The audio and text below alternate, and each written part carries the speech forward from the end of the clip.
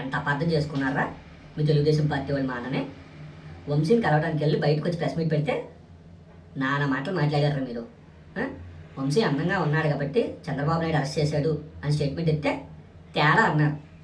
మగవాళ్ళని అందంగా మాట్లాడుతున్నాడు ఏంటంటూ ఏయో మాట్లాడారు. ఎంత తప్పుగా బిహేవ్ చేస్తున్నారా మీరు మా అన్న విషయంలో. అక్కడ మన చెప్పిన పాయింట్ ఏంటి? వంశీ అందంగా ఉన్నాడు కాబట్టి చంద్రబాబు నాయుడు ఓర్వలేక వంశీని అరెస్ట్ చేయించాడు అన్నాడు. తప్పే ఉంది అందులో, తప్పేం లేదు కదా. వంశీని అరెస్ట్ చేయడం కరెక్టే కదా. వంశీ అందగాడ కాదని సెకండరీ పక్కన పెడదాం, వంశీని అరెస్ట్ అయితే చేయించారు కదా. ఎందుకు చేయించారని జనాలు అందరికీ తెలుసు. అయితే ఇక్కడ చిన్న లాజిక్ ఉంది, అది మీరు మిస్ అయ్యారు. అన్నీ ఏం చెప్పాలనుకుంటున్నాడంటే ప్రపంచానికి వైసీపీ పార్టీలో అందరికంటే ఆయన అందగాడని చెప్పాలనుకుంటున్నాడు. అలాంటిది అందరికంటే అందగాడైన ఆయన వదిలేసి మీరు వంశీని అరెస్ట్ చేయించడం ఏంటి? తప్పేగా, చంద్రబాబు నాయుడు చేసిన తప్పేగా. అంటే అందగాడైన మా అన్నను పక్కన పెట్టి వంశీని అరెస్ట్ చేపిస్తే మనను అవమానించినట్టేనా? మా అన్న పరుగు పోయినట్టేనా? ఎక్కసకాలుగా ఉన్న మా అన్న అంటే అన్నలోనే కాదు అన్ని విషయాల్లో మా పార్టీలో మన తర్వాత ఎవరైనా అదే చెప్పాలనుకున్నాడు మా అన్న.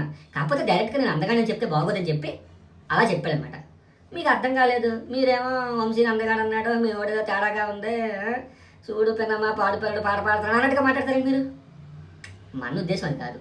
మా పార్టీలో మేము చేసే పనుల్లో ఏదైనా మా అన్న తర్వాతే, మన చెప్పిన తర్వాతే.